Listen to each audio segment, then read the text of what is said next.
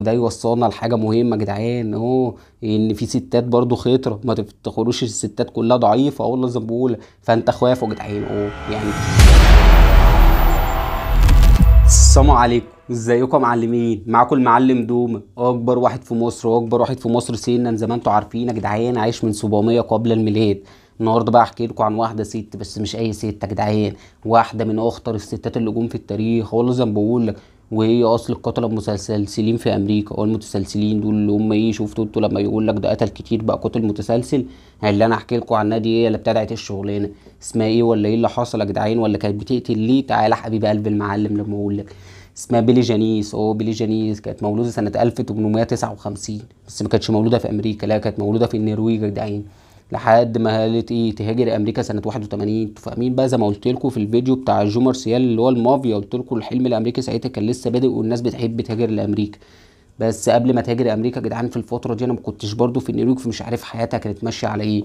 وصلني اخبار انها كانت ايه شغاله في مزارع، وفي اخبار تاني بتقول انها كانت شغاله ايه في بار، والعياذ بالله في بار كده بتقدم طلبات للناس.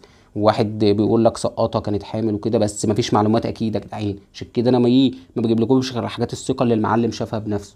بس ما علينا، مش دي نقطتي.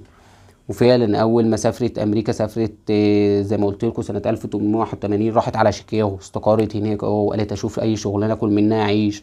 راحت اشتغلت في مزارع يا جدعان، وهو مزارع برضو انتوا فاهمين الفتره دي كانت كل الشغل ايه، يا مزارع يا تبع المستشفيات الاطفال واللي هم الحاجات دي يا جدعان. اسمع علينا، مش دي نقطتي. وفعلا فضلت كده لحد سنة 1884، ساعتها بقى اتعرفت على ايه، على ماديسون. ماديس حاجة زي كده برضه يا جدعان، مش متذكر. واتجوزته وقالوا يبدأوا مع بعض حياتهم هما الاتنين ايه على نظافة. وفعلا هي جابت قرشين وهو جابوا قرشين، وفتحوا برنيقة كده يا جدعان بتاعت سجاير، والله لازم بقول لك محل صغير كده بيبيعوا فيه حلويات وسجاير وحاجات من دي. فضلوا كده ايه لحد سنة 1900، ساعتها كانت مخلفة منه 4 بنات، وخلفت منه 4 بنات يا جدعان. بعد كده ايه اللي حصل بقى يا جدعان؟ المحل بتاع الحلويات ده ولع. والله زي ما بقول لك المحل ولع. فلما الحكومه بتسالها هو ولع من ايه وكده، قالت لهم مصباح. ما زمان ما كانش فيه لهم اطباق يا جدعان، برضه كانت ضعيفه، في مصباح كده اللي فيه نور وقع كده فولع الدنيا. المهم ايه، اخدت التأمينات. ما هي كانت بتعمل الشغلات دي كلها يا جدعان عشان التأمين. انا قلت لك برضه حبيب قلب المعلم مش هتعمل كده بالسهل. وساعتها الناس في الفترة دي يا جدعان كانت بتأمن على حياتها، كانت لسه طالعة موضة جديدة في كل الناس بتأمن على كل حاجة، هو لازم بقول لك.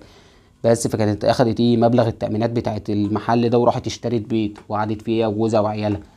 بس بعديها ايه بشويه كده ايه 2 من العيال البنات ماتوا، والله زي ما بقول لك 2 ماتوا. ولما بيسالوها ماتوا ليه والكلام ده كله، قالت لهم حمى كده، جات لهم حمى وماتوا. بس في معلومات بتقول ان هم كانوا تسمم، والله زي ما بقول لك عشان برضو تاخد التأمينات بتاعتهم يا جدعان. بس وبعد كده ايه البيت التاني اللي هم الفلوس بتاعت التأمين بتاعت العيال والكلام ده كله، جابت بيت، البيت برضو ولع يا جدعان. مش عارف انا البيت دي مفيش ابداع خالص. والله زي ما بقول لك، اسمع علينا مش دي نوتيت. وفعلا برضو بعد ما البيت ولع راحت اخده مبلغ ايه التأمين بتاعها، وراحت قاعده في حته تاني هي وجوزها. بعدها ايه جوزها راح ميت. بيقول لك سبب الوفاه برضو ايه قريب من سبب الوفاه بتاع الاتنين بناتها. والله زي ما بقول لك عشان كده قلت لكم دي مش حومه، ده شكلها هي كانت بتسموهم. وراحت اخده منه مبلغ تأمينات كبير بقى من موت جوزها. والغريبه برضو يا جدعان ان كانت التأمينات فاضل لها يوم وتخلص، فهي لحقتها. اخدت قد ايه بقى؟ اخدت $5000. عارفين يعني ايه $5000 يا جدعان؟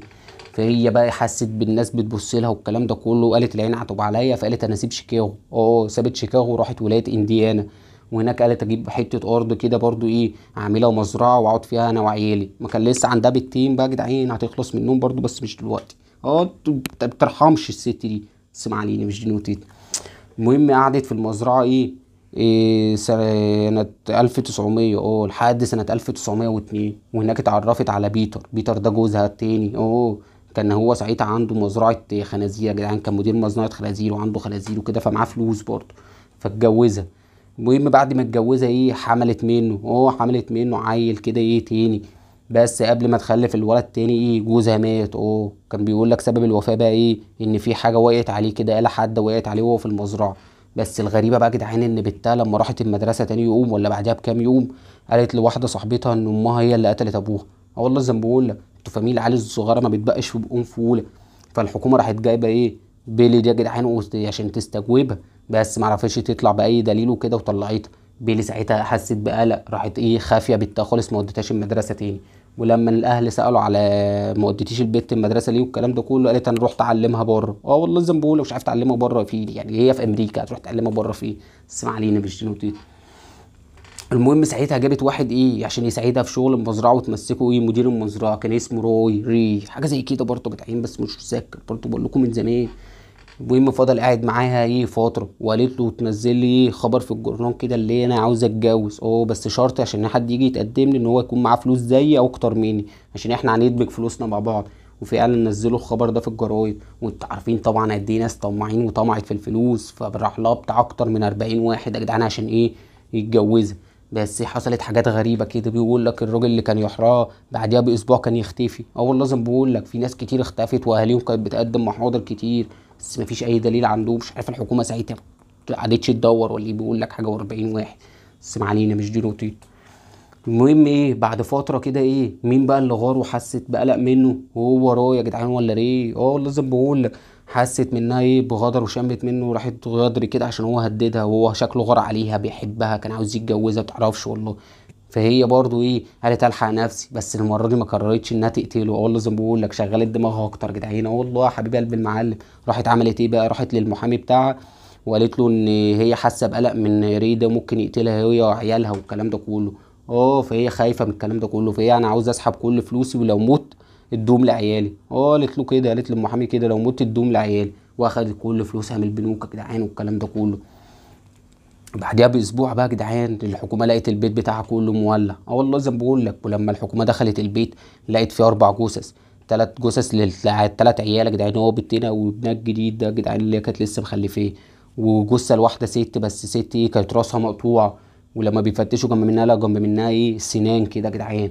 المهم وهم بيفتشوا في المزرعه كده يا جدعان لقوا ايه، لقوا بتاع 11 جثه، فضلوا كل ما يفتشوا يلاقوا جثه. الحكومه زهقت. والله لازم بقول لك الحكومه الامريكيه زهقت هناك، قالت لك ايه مش هندور تاني، كفايه ال 11 جثه. واتهموا مين ساعتها؟ اتهموا رو يا جدعان ده، فجابوه عشان يستجوبوه. الواد اول ما قعد معاهم راح قرر بكل حاجه، قال لهم اللي كانت في البيت دي مش بيلي. والله لازم بقول لك قال لهم دي واحده ست كانت ايه، كانت بيلي جايباها عشان تشتغل وتنضف لها البيت، وهي اللي قطعت راسها، وهي اللي كانت بتقتل الرجاله دي كلها اللي هم كانوا بيجوا يتقدموا لها، كانت هي اللي بتقتله، ولمت من ورا منهم بتاع 250 الف دولار. والله زي ما بقول لك بيلي اعترف بكل حاجه، وفعلا الحكومه ايه برأته من تهمه بيلي، بس اتهمته في تهمه تانية بقى يا جدعان، ما هو كان عارف الجرائم دي كلها، فحكمت عليه بتاع 20 سنه سجن. هو اللي هم شافته ان هو شريك معاها برضه يا جدعان، ما هو ما بلغش ليه كل ده، بس ما علينا، مش دي نقطتي. وفضلت الحكومة تدور ايه على بيلي، بس مش عارفة توصل لها. لحد سنة 1931 حصلت حاجة غريبة كده.